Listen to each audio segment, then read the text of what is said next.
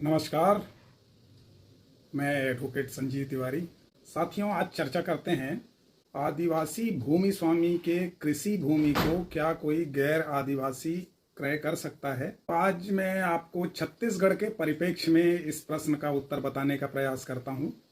आदिवासियों की भूमि को प्रोटेक्ट करने के लिए प्रत्येक राज्यों में जो भू राजस्व संहिता है उसमें विशेष प्रावधान किए गए हैं। ऐसे ही प्रावधान छत्तीसगढ़ में भी छत्तीसगढ़ के भू राजस्व संहिता में है, जिससे आदिवासियों की भूमि प्रोटेक्ट होती है।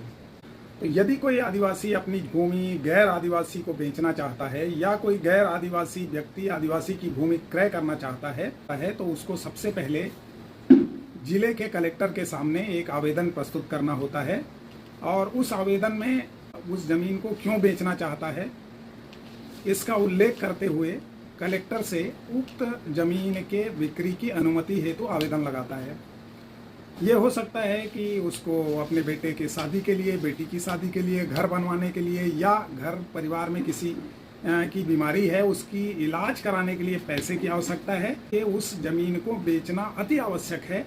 ऐसा अगर आपके पास परिस्थिति ऐसी निर्मित हो रही है तो आपको ये बातें लिखते हुए कलेक्टर को आवेदन करना पड़ेगा। कलेक्टर आपके आवेदन पे विचारण के पूर्व उसको एसडीएम के पास, जो आपके क्षेत्र का एसडीएम होगा, उस एसडीएम को भेजेगा और एसडीएम उसको तहसीलदार के पास भेजेगा प्रतिवेदन के लिए कि ये जमीन को बेचने से इस आदिवासी का हित प्रभावित होगा कि नहीं होगा, इसको जीवन यापन के लिए इसके पास रोजगार के और कोई साधन है कि नहीं। ये सारी बातें एक प्रोफार्मा में भर के तहसीलदार पटवारी से प्रतिवेदन लेके तहसीलदार प्रतिवेदित करेगा एसडीएम को और एसडीएम प्रतिवेदित करेगा कलेक्टर को। कलेक्टर को ये देखना होता है कि वो आदिवासी जो भूमि विक्रय कर रहा है उस भूमि को विक्रय करने के बाद भी उस आदिवासी के पास उसके जीवन यापन के लिए भरपूर संपत्ति है कि नहीं, यह देखना होगा। यदि वह वैसे नियमतः 5 एकड़ से कम की भूमि यदि आदिवासी के पास रिक्त नहीं बचती है विक्रय के बाद तो अनुमति देने में कलेक्टर मना कर सकता है। पर कुछ परिस्थितियां ऐसी भी निर्मित होती है, यदि आदिवासी के पास 5 एकड़ से कम भूमि भी बचता है और उससे उसका जीवन यापन हो जाएगा ऐसा प्रतीत होता है कलेक्टर को, तो कलेक्टर उस भूमि के विक्रय की अनुमति देता है।